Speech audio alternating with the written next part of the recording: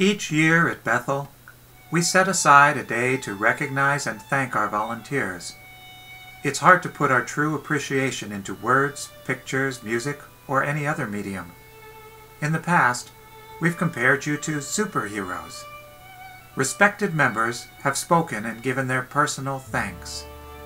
We've noted the variety of volunteer tasks that happen throughout the week. This year, we would like to ask you to use a memory association technique, one you might be familiar with. If you meet Ira Glass, for example, you might picture an eye, a dinosaur shouting "Rah!" and a glass. Then any one of those things can trigger the memory of you meeting Ira Glass. Got it? Now, close your eyes and think back over your time at Bethel.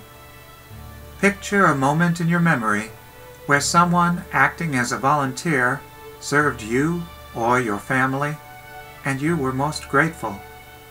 Maybe it was something very simple but touching, like the person who calls you by name while giving you Holy Communion. Or perhaps something more personal, like a befriender reaching out to you. Think about those who inspire us to be generous, like the youth promoting the food shelf. Pick one of those memories.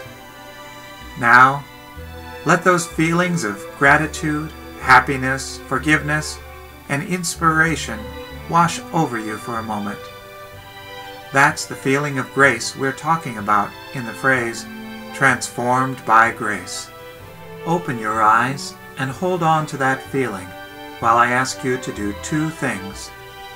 First, every time you volunteer this year, or are served by a volunteer, take a moment to recall this special feeling of grace. Let it fill you and spill over to others, and remind you of the thankfulness others have for you when you volunteer.